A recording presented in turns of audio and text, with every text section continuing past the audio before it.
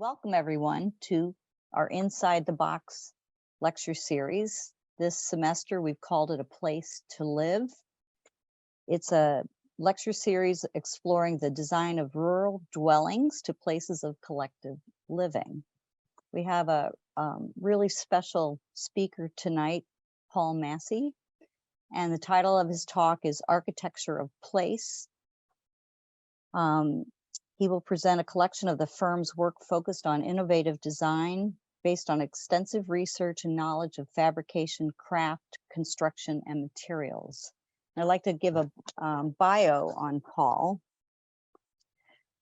Paul received his Bachelor of Architecture degree from Catholic University and a Master's of Architecture from the GSD at Harvard.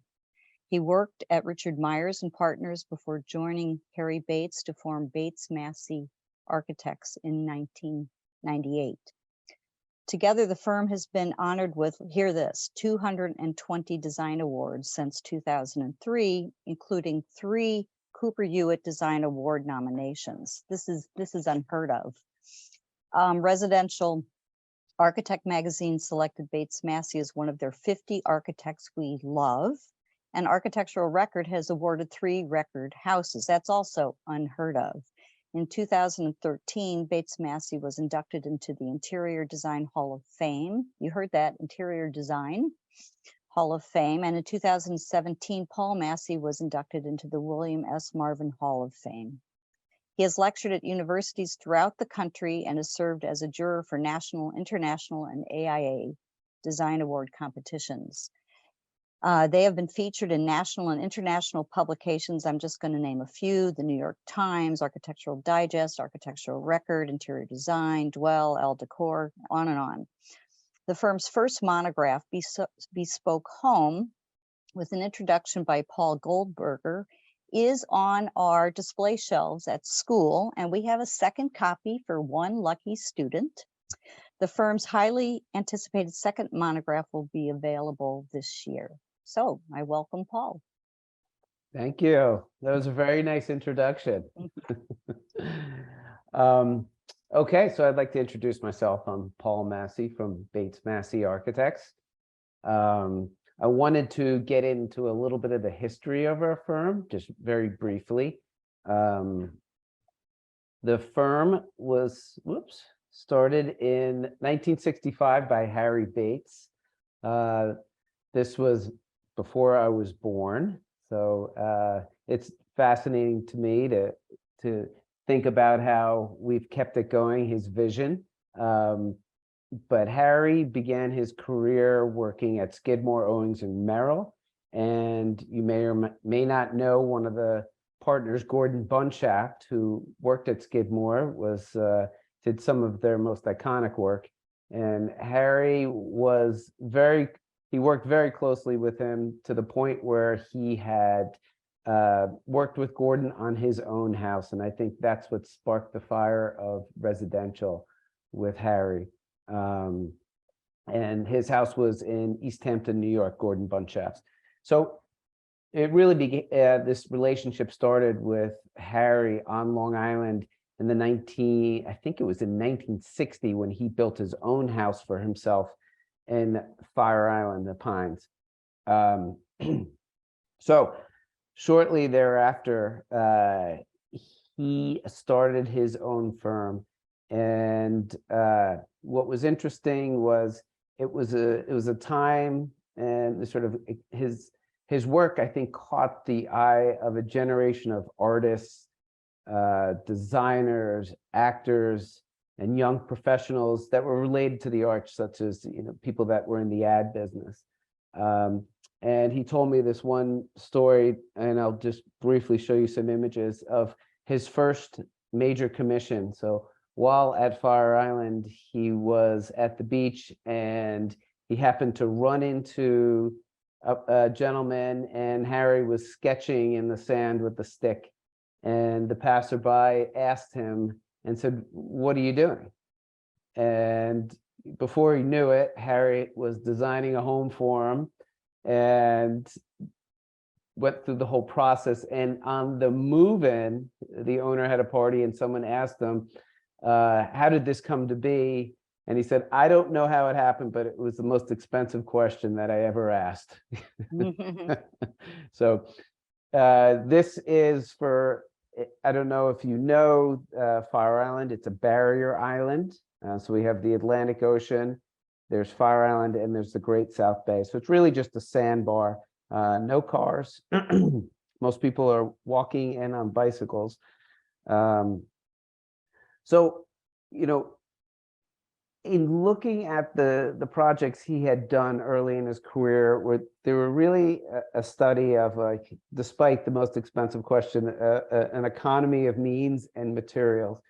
Being on the sort of remote area, things were off the shelf. There was very strict modules. There was, you know, sizes that were predetermined, and they were pared down to their essentials. And so you can see sort of the efficiency of the plan of this, one of his first homes. This was the house here, where there's no windows. They're all sliding glass doors. The stairs themselves, and he said literally he would walk into the lumber yard and see what materials that they had on the racks. Obviously they didn't have handrails, but that was a different time.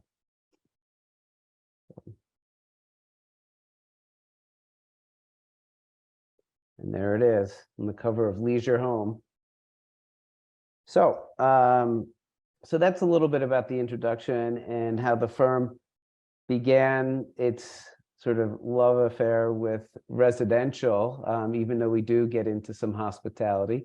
And I am going to switch over to my first project. Okay.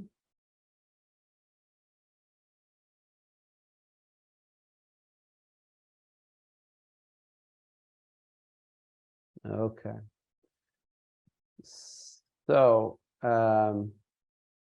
this is a project that is on the eastern end of Long Island. The town is called Amagansett.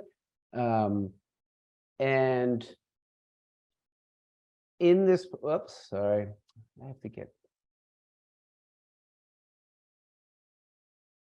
All right, this is better. So in our projects, we like to start by casting a wide net. And I wanted to take you through a couple projects that are in depth, instead of just scanning all the finished images, which I will do with you, but I wanted to show you a little bit about our process and how we come to ideas and concepts. And it's really important for us that the concept begins with the entirety of the property, the goals of the client, the budgets, the context of the place, and that those ideas carry through not only into the landscape, the architecture, and the interiors. So I'll go through a project and you can see how they all begin to connect to one another. So, and also trying to start these projects with with no preconceived notion of what it should be, and really just keep an open mind. And looking at this, we started with just the typical aerial map. And if you can see, you know what, I might get a little arrow here to point to things. Here's the property right here. First thing that we noticed, it's on the edge of a very forested area. Second thing we noticed is that there's a big clearing here which looks like it could be farms, golf course, and then sort of this third area, which is a bit more residential, almost sort of coastal zone along the ocean.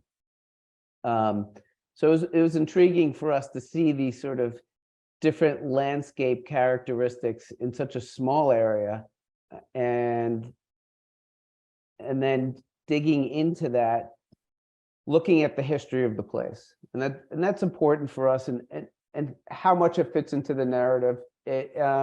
We see what we uncover.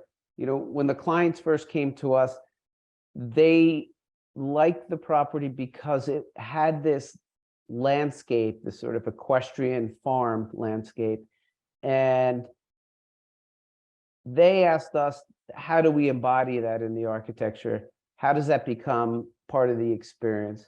And so by reading about these particular parcels, we found that this particular area of all that cleared area was first cleared by the Native Americans. And what they did is they, in controlled burns, which is amazing, they were able to do that back then, is they would burn the area, and that would be rich in nutrients that would then grow grasses, which became a great place for hunting grounds and for their livestock.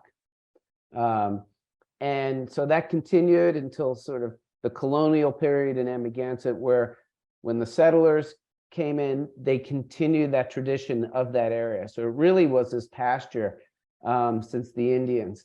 And it was fascinating to us. And then the inhabitants that began to live there along the way, because they loved that landscape, from, you know, Arthur Miller and Marilyn Monroe lived there for a time, and then all the way to the current resident of Alec Baldwin, which I hear he may be leaving, but we'll see.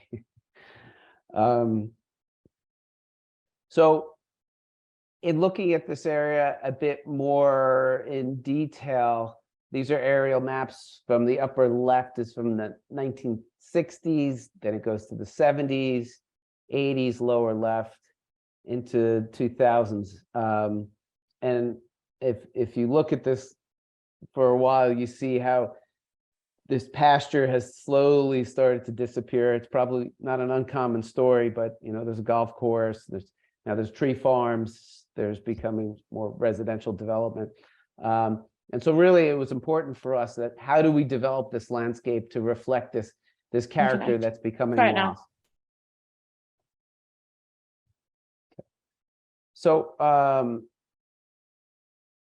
as we began to develop some ideas, we started looking at how a typical farm would work with a pasture. And on the left, you can see that this would be a property that would have the house, what they would call the corral or barn, and the areas for grazing. And the way that it worked, it was zoned into certain areas, and they'd have these defining boundaries, whether it's fences, stone walls, but they would control the grazing. And so they would start in one zone with the livestock, and as that area gets depleted, they'd move it to the next zone, and then so on to the next zone. And what that would do is it would allow the first zone to sort of regenerate itself, and they could sort of work their way around the property, which was pretty interesting to us. That this sort of, it began to shape the landscape, and in terms of sort of definition and experience.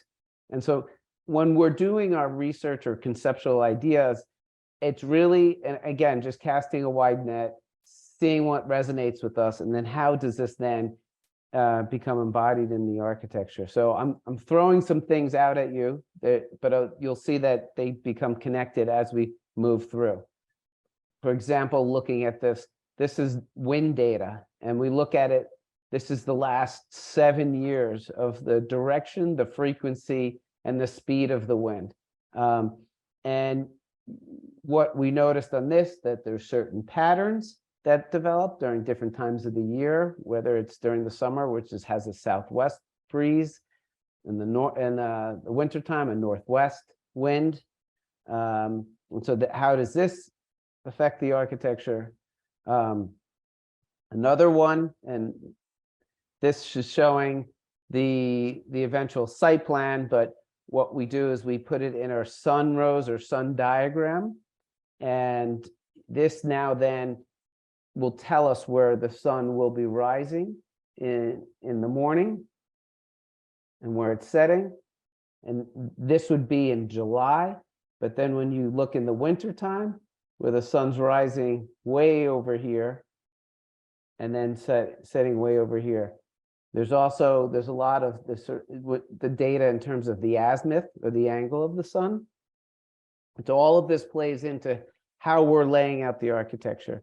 Now, it's a bit of sort of foreshadowing in this, but, you know, the house is situated in such a way to get this this sunset.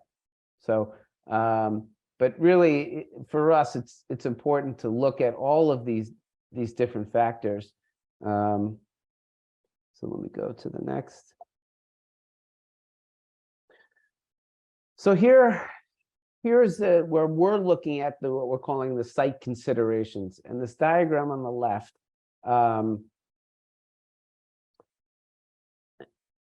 this is where the sun is setting. There's the pasture opens up to that area, so we have this view. There's a fairly busy road that's called Town Lane, and there's some road noise along the edge of it. And then we have a sort of a secondary artery over here called Stony Hill Road. And this has some noise, maybe not so much.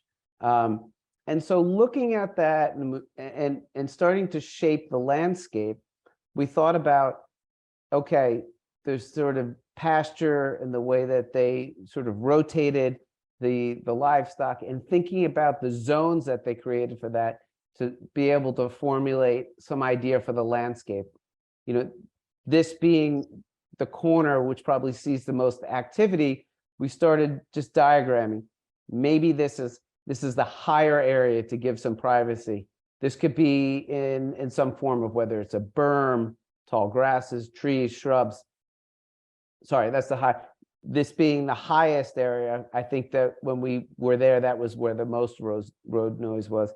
And then as you begin to get into the property where their driveway was, there was a bit of screening, but the landscape and the topography can maybe be relaxed a little bit, all the way to this area here where it was the lowest, potentially a flat lawn.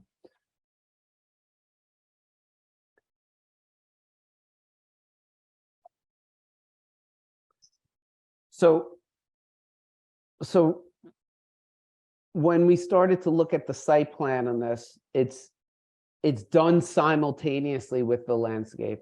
And whether we're doing the landscape as a firm, which we do from time to time, or we're working with the landscape, it's in concert together. So they both are able to sort of respond equally in terms of the experience. And they both will be complementing one another. In this particular drawing, and I'll get into the architecture a bit, but showing from the approach from the street and starting to define these zones where we're talking about grass types A, B, C, D, and a series of retaining walls that stretch through the landscape that can begin to play with the topography as well. And in doing so, we're able to maybe start looking at some of the native grasses and trees that we have in the area. So when we looked at this study and we said, okay, well, on the left, this is what you see in the summertime. There's a rye, blue stem, oats, little blue stem.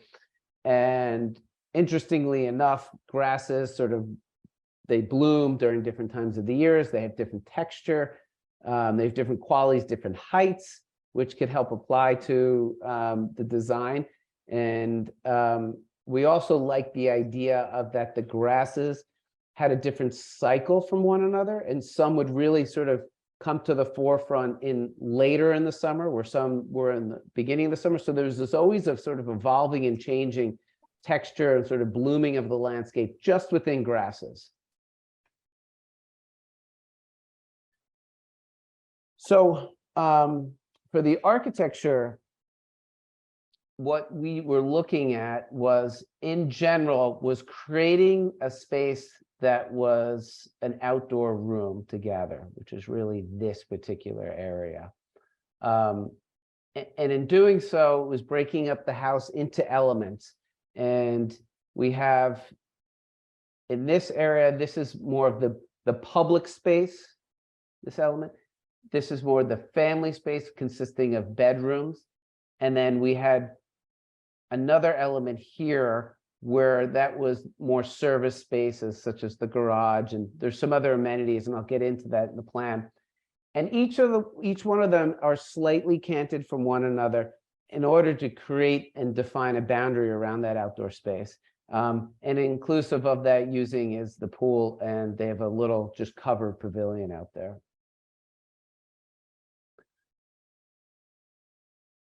So here a bit more in particular, you'll see we have retaining walls that are sort of creating this edge of the landscape, but it's actually sort of the first gesture of the architecture. And creating this valley, as you'll see in the pictures, that you come into and framing a view back towards the landscape. And in each of these volumes that we've created, there's this interstitial space between them where they are connecting the landscape on both sides. So we have, in this particular plan, we have a kitchen, dining, living space. Both sides open up into the landscape. We have, on this side, we have a family room space. It's like a TV room that we would use. And then the volume of the right are the children's room. The volume on the left is mudroom, laundry, and garage space, and an outdoor covered space. On the second floor, this became the master bedroom, bath, and office area. On the second floor of this volume was a guest room, and in this particular project, we had an outdoor screen sleeping loft, which ended up being pretty magical for the pandemic because the kids would have friends for sleepovers, but they were outside, so it was okay. Okay, so part of our process is not only are we sketching, drawing on the computer, modeling, but we're also building a lot of physical models. I don't know if you're doing that still in school, but Yes, we do that are. here. That's good to hear, because on a typical project, we will build 15 to 20 models for each project. And it's done simultaneously with hand sketches, Rhino models on the computer, and these hand models. And each of them is important to us because they address different aspects. You know, the hand models really work well for volume, relationship to the site, topography. Some of the renderings on the computers is fantastic for materials and textures and colors. So we don't necessarily rely on one tool in the office. It's a mixture of many different ones. So here is one of our particular study models, and this was not the final version, but is probably pretty close to it, where you can see the different volumes. But along the way, we're meeting with the clients, showing them our process, because it might be a bit unusual. And Carol, I don't know if you could comment on this, but we do not present a client with 4 different options. And when we present them with a process, and we say, this is where we've started. This is what we've learned. This is the next iteration of where we went. And we'll take them through that incrementally to show them our development and our thought process. And so we're not presenting, here's A, B, C, and D. It's really, here's the data that you've given us. This is what we're allowed to do. And this is our first gesture and idea. Give us some feedback and let's develop it together. And we found that we've had great success with that. And it's not only because they feel like they're a part of the process, but they begin to get on the narrative of the concept, and they begin to make suggestions. And I've had some clients make some amazing suggestions to better the architecture and the experience because of it. And I think that for a lot of our work, we do try new things, and not everyone is that experimental, but they're willing to maybe take a little bit more of a risk if they feel a part of it and they've helped be an author. So during the process, we are highly involved in the construction of each project. And for example, we built it's a digital model or building information model of each of the components, or all the components of the house. And so, for example, we could isolate the foundation. And we're giving this data to the contractors that they can get in there and they can map every shelf height, every footing height, you know, the sizes of it. And it really, it helps to kind of understand the totality of the project and the many different systems that you have in these pretty sophisticated homes. And we have many clients that come to us and say, I like your work because of how simple it is. And it is far from simple. It is, it is so difficult to make something simple. And it's just about editing, and it's about being able to coordinate everything. And so when we have a set of drawings, which might be unusual, we're doing all of our own structural drawings. We're doing all of our own lighting. We're doing HVAC layouts. And everything into even audio video. And it's really, it's been a process over the years where to have everything under one umbrella, which ends up being our set of drawings. That's not to say that we don't have consultants that we work with, and we figure out a way that we can work together on this. But for us, we found the most success when things are completely coordinated by one person. I know that puts the responsibility on us, but we're willing to take that risk to be able to execute these types of projects. And then, you know, in some of the drawings and documentation, how, you know, each of the volumes, we begin to show some of the siding, the texture, introducing the landscape into them. And so our drawings are fairly comprehensive, and I'll show you as we get through in terms of what's included in them. On the right is the beginnings of some of the framing.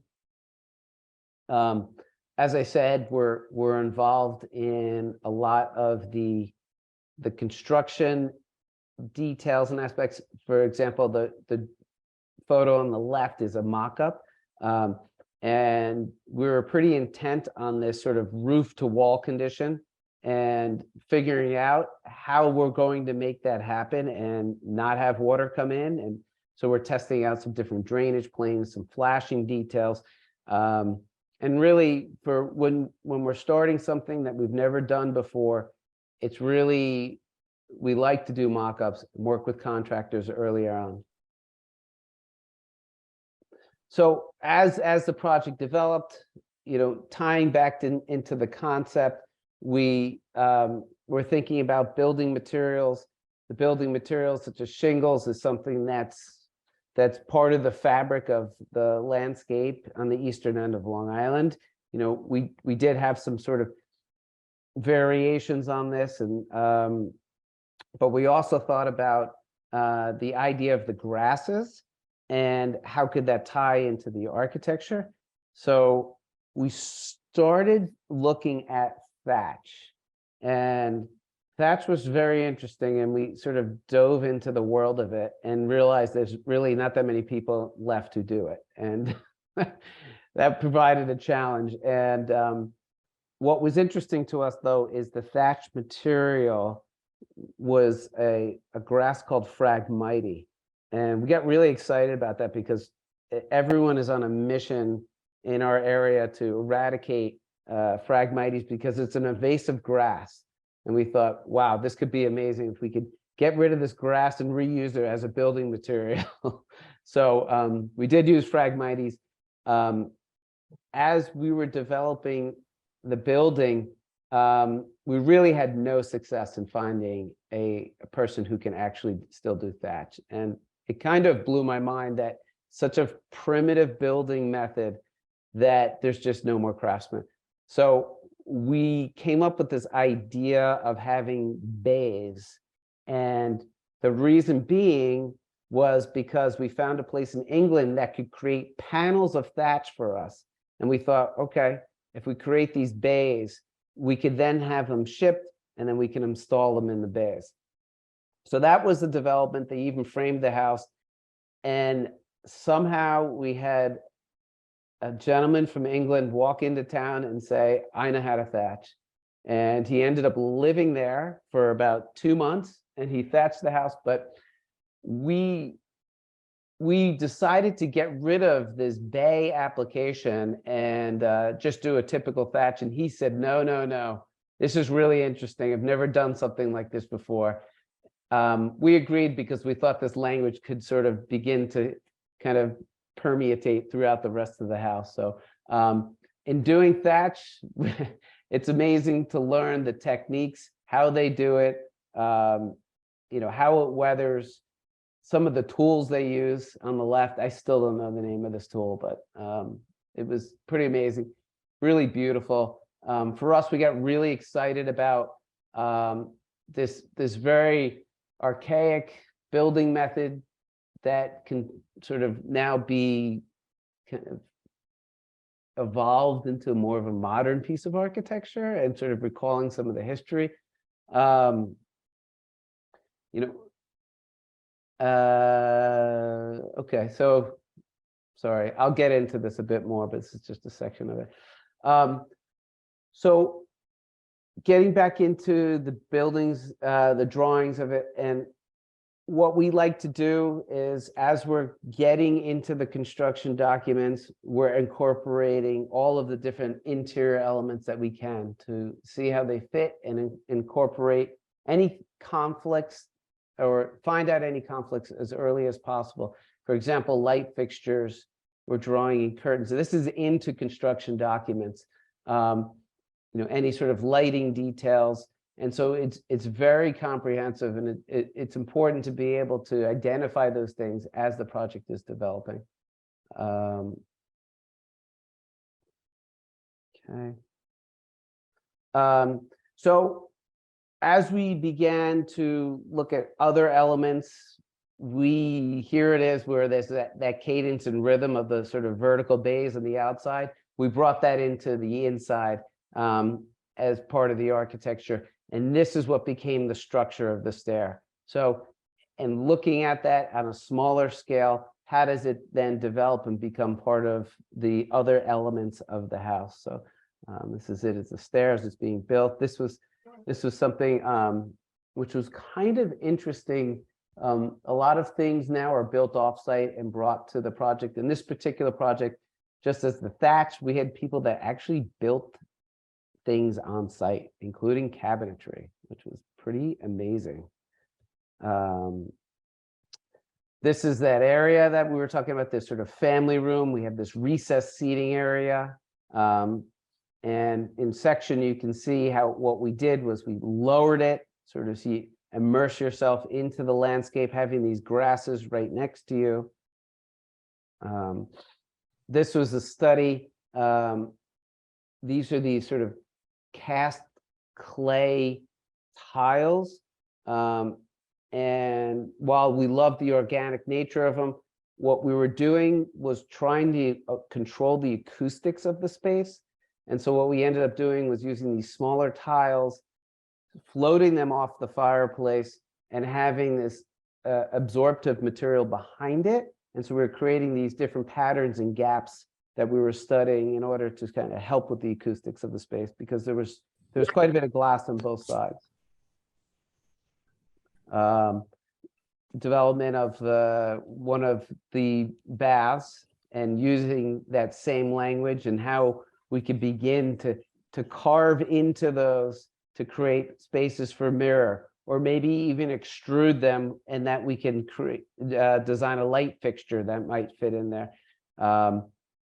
How a shelf is maybe incorporated into it. So it becomes an evolution of this simple language that we started with, and then how it can adapt to perform different functions for the different areas. Tile, how the tile pattern reflects the shingles in proportion, in sort of cadence and rhythm.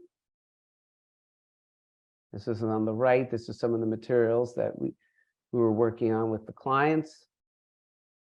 This is an area that we kind of ran into as an issue, where here we have the modern technology of a boiler from air intake to exhaust, but how does that fit into a thatched wall?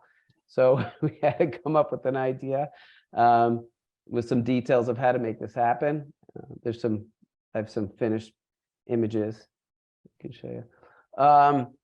And then throughout the house, these very complicated systems, whether they're for venting fireplaces, return air supply grills, exhaust for cooktops, exhaust for showers, that we take attention to integrate them into the materials, whether it's wood, stone, glass, metal, clay, but they all have a similar language, and they're consistent throughout the house. So here I'll go through some of the completed images. This was taken late in the fall, so the grasses have gone through their different cycles, but you can see that in the foreground there's a much shorter grass, a much taller grass. Above that,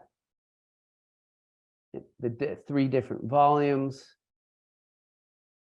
Here in this entry, the idea on this was, as you're entering into the house, we raise the landscape not only to give it privacy from the road, but to also change the experience where you're typically looking at the grasses from above. This is you're sort of within it, you're immersed coming into the house. This is one of the volumes with the different bays, how we sort of created voids in those bays to allow windows in it.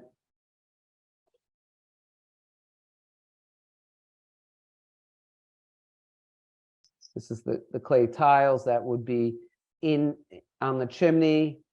You can see above and below in the house, and then that's also part of the retaining wall. The volumes that open up on both sides, so you really begin to connect the different areas on the site.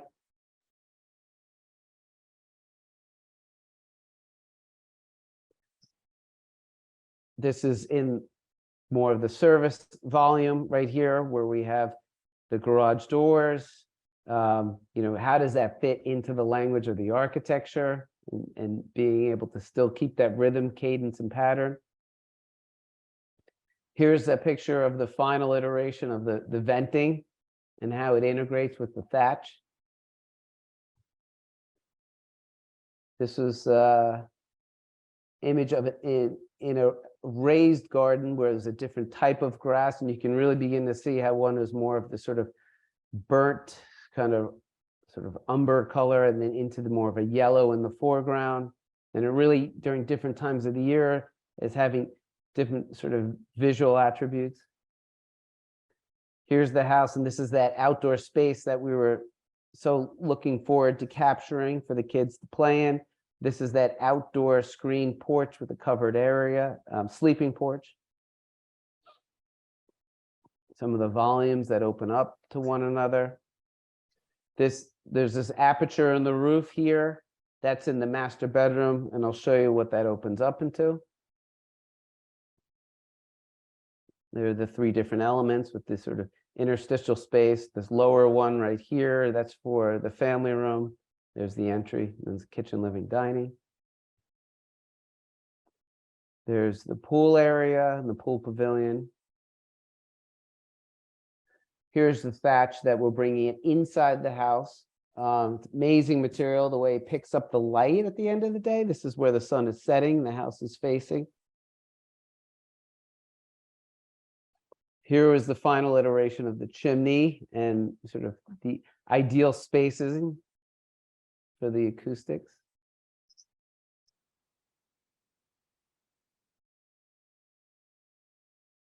Some of the details getting down into the shelves, lighting. This is in the kitchen, living, dining. We designed this bench that runs along the entire space, but when you're sitting there, you're at the level of the grasses. So you really feel as if on one side you're embedded into the landscape, and on the other side, you're open to the lawn.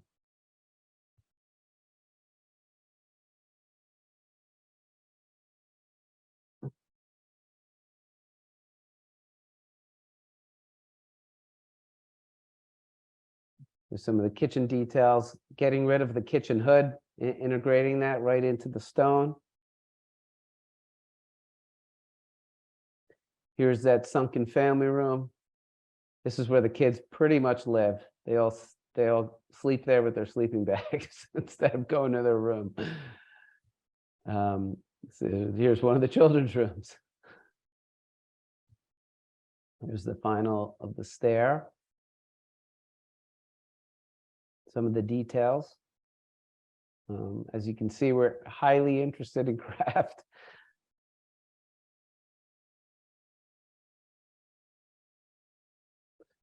This is on the second floor where there's the master or primary bedroom that has the office.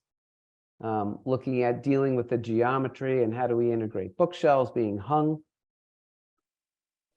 This is it's actually a makeup vanity or seating area, and that notch in the roof that I mentioned earlier is actually an outdoor shower, and it becomes a core of the bathroom. So that lights up the bath area, but it's also a space that they use to take an outdoor shower. They pretty much use it all year round. There's the other side of it, where the tub uses that light well from the notch in the roof. And here's their vanity, the two sinks, and you can see how we began to integrate some of the light fixtures on the sides, as well as hanging some, notching these out for the mirror. Here's the master bedroom. I think that light was actually drawn in there, so you can see how it fits within the space. There's the sun setting over the pasture. Here's that sleeping loft for the kids. And there it is from the pool and the covered outdoor dining. And that's it for this project. This is, how am I doing on time? Well, you know what? Maybe I should I take any questions or should I just do another project quickly? I think I'd go right into your next project. It's Wow. just stunning work, Paul. Thank you. All right, I'm just gonna quick break. And this one I'll do quick because I know that we're running out on time.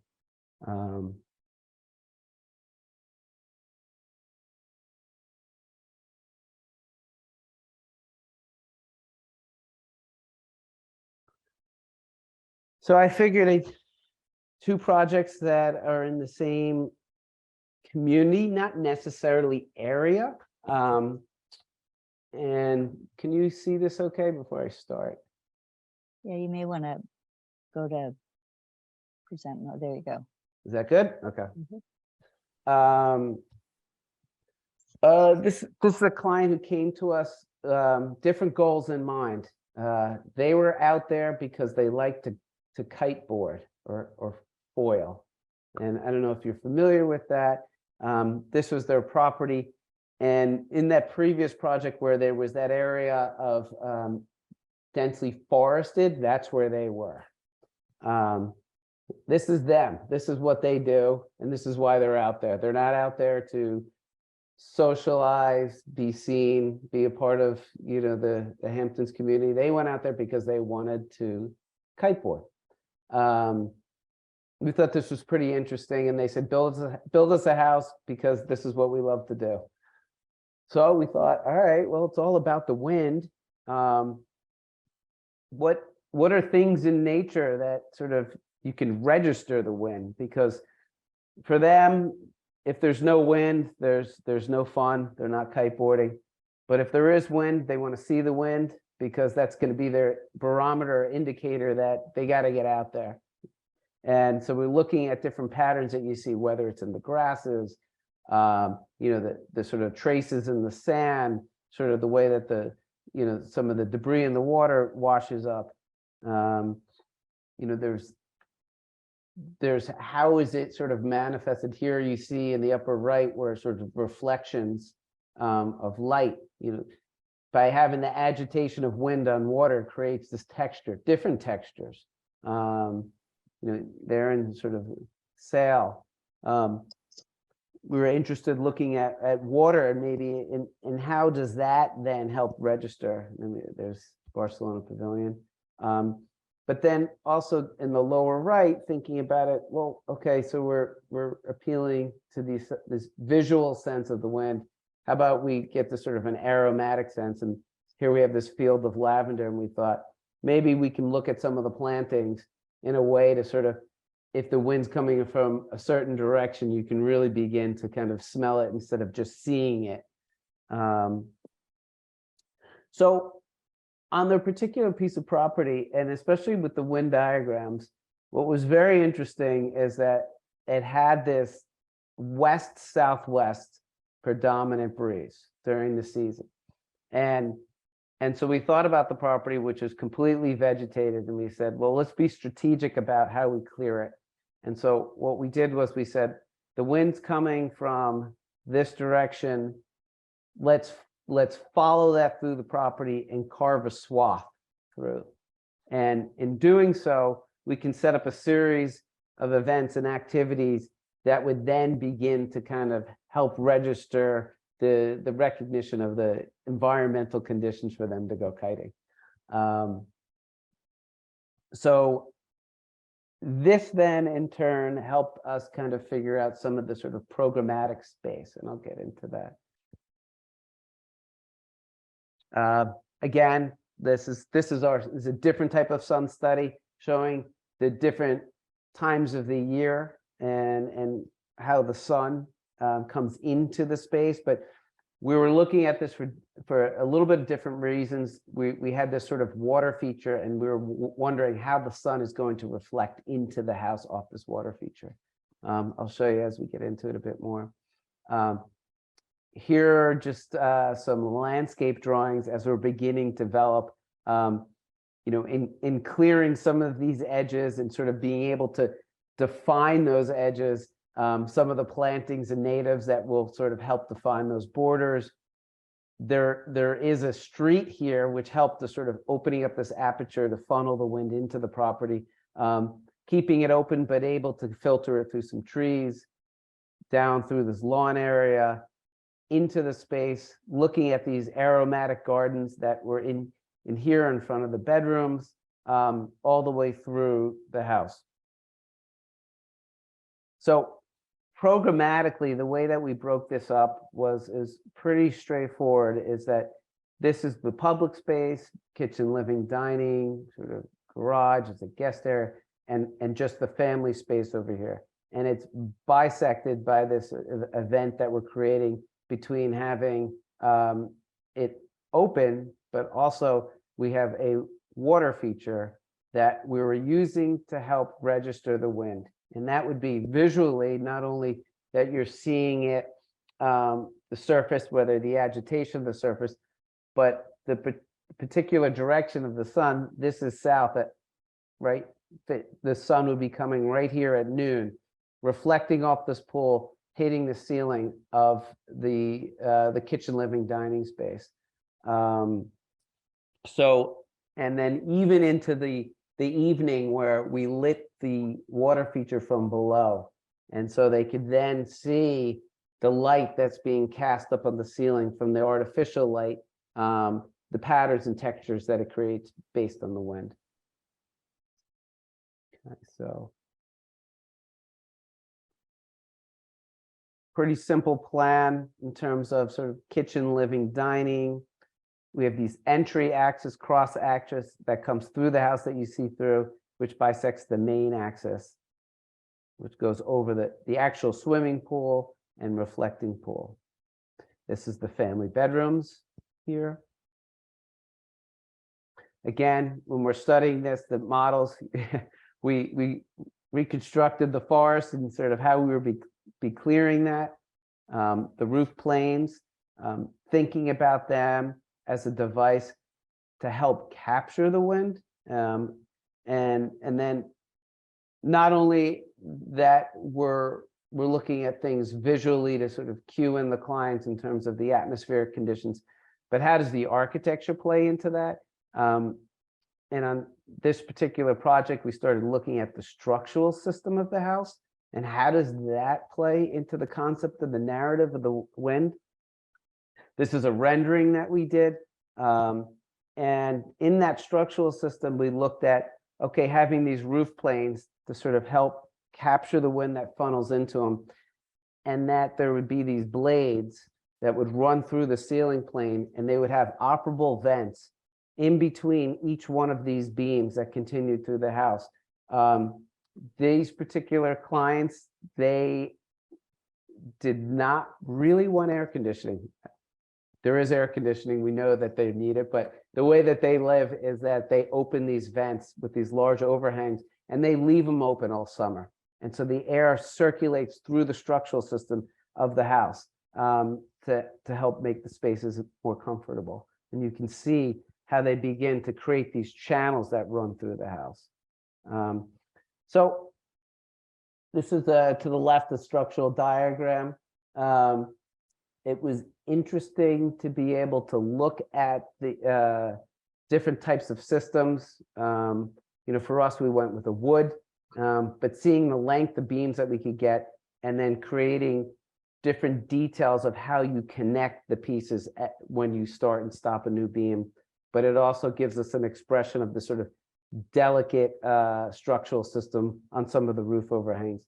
And here you can see how the wood beams begin to pair with some of the steel plates. And again, all of these beams are in the direction of the airflow. That's what this direction, this diagram on the left is. Here's these venting panels that run in between each beam under construction.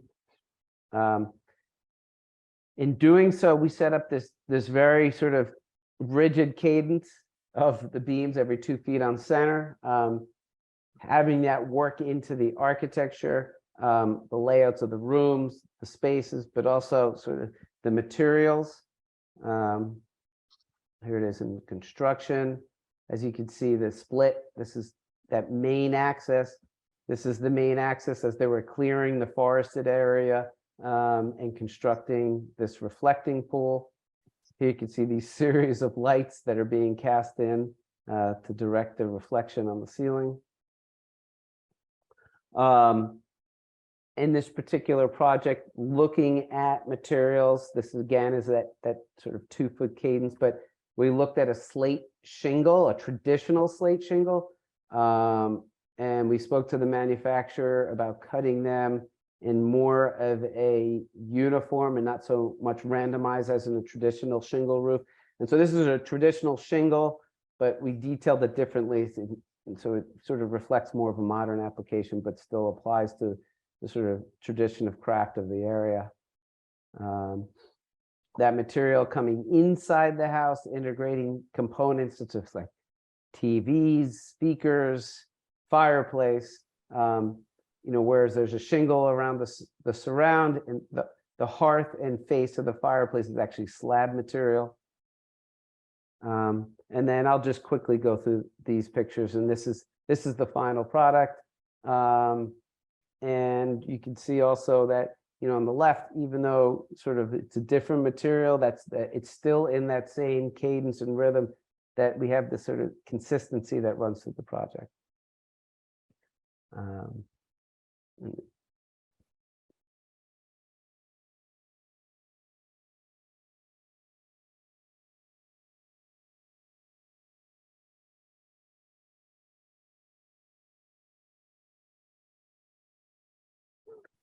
Some of the details where the beams start and stop. We had a flitch plate that was structural that connected them, but we were able to embed lighting between them. The entry. So you can see we have these vents that come between them. This is actually as the air comes in from the screen on the right, you can see the beams letting air in. This is where it begins to mix with some artificial or sort of the HVAC air. Here again, looking at that detail over the dining, creating these moments of the lighting. This is all the venting panels. You can see how they're open, tilted back. There's the fireplace, these screens to integrate.